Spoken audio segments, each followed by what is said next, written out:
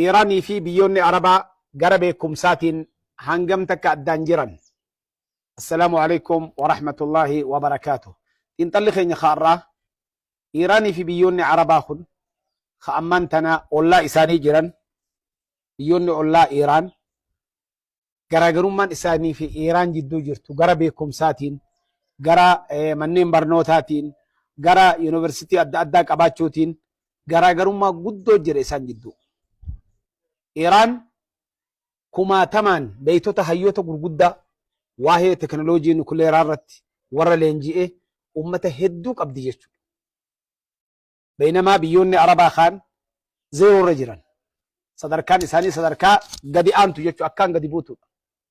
Kan hoggaa walitti qabnee ilaallee ummanni Iiraan biyya Iiraan keessa yuunivarsiitii manneen barnootaa gurguddaan ka ol aanu 250 hanga 260 qabdi mana barnootaa jechuudha.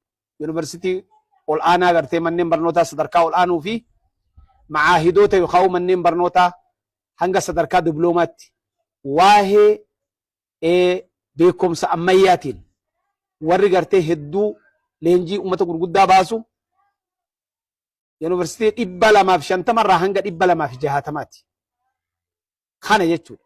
Yukharrij sanawiyyan amatarraa warri eebbifamee bahu manneen gartee yuunivarsiitii tanarraa 1,000,000 fi cinaa baha barattoonni, 1,000,000 fi cinaa 1,000,000 eebbifti Iiraan amatatti jechuudha sanawiyyan.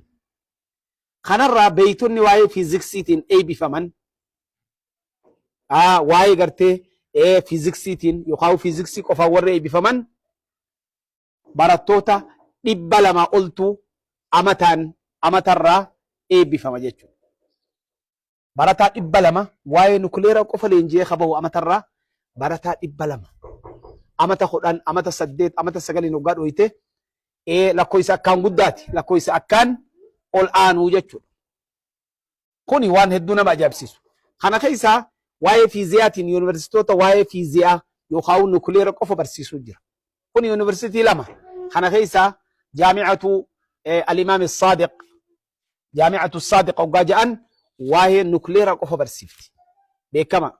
Yuunivarsiitiin biraa talamadaa BHT janiin. BHT'n tuni waa'ee yuunivarsiitii nukuleera qofa warra isinis warra barsiisu. Sadarkaa akkaan guddaarra jiran jechuudha.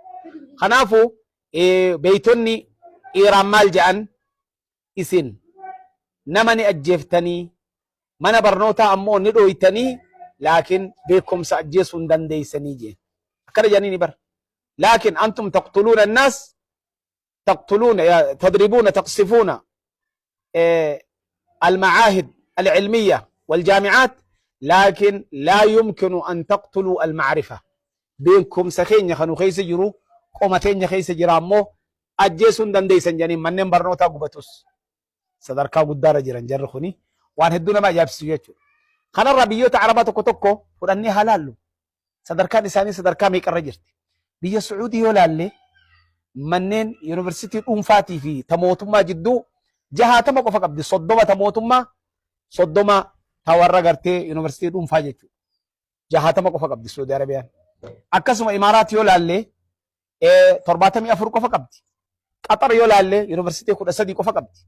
Kuwait yoo laalle yuunivarsiitii 17 qofa. Bahrain yoo laalle 12 qofa. Sultanata Umaan 29 isiin xiqqoo wayyaadha. Akkasuma Yamanitti yoo as deebine warra Khaliijaa kanarra biitti as fagoo yuunivarsiitii ta mootummaatii fi ta gartee dhuunfaa jidduu gara 45 qabdi jechuudha. Kanaafuu kan hoggaa laalle garaagarummaan isaanii akkaan guddoodha.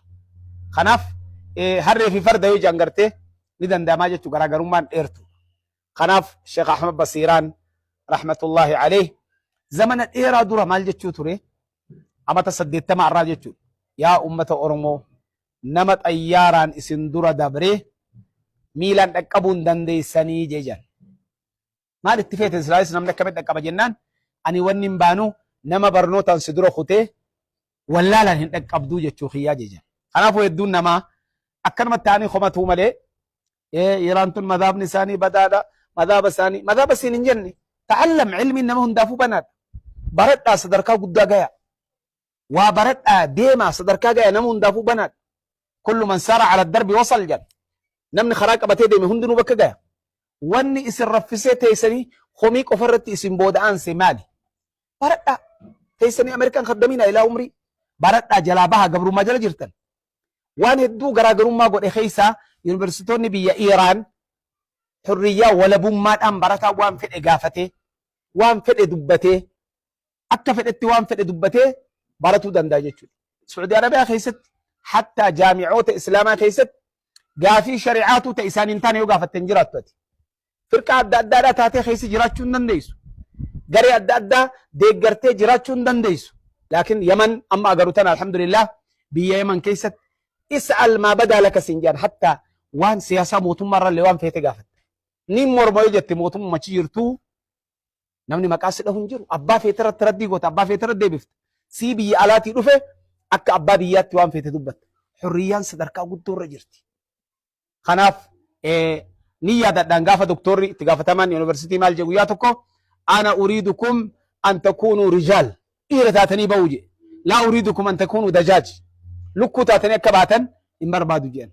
Dhiira ta'ee ba'uu qaba namni waa baratee waan barate san keessatti waan mataa isaa keessa jiru kan qalbiin isaa ittiin amanne kan walabummaan isaa diduu danda'uu qaba. Yoo san hin dandeenye gabra ta'eetuma baha. Kanaafuu kan akka gaariitti inshaallah hubachuu qabna garaagarummaan Iiraanii fi uummata kana jidduu jirtu kana arra xiinxalli keenya kaarraa jazaakumullahu khair wassalaamu alaikum wa rahmatullahi wa barakaatuh sheer walii godhaa inshaallah.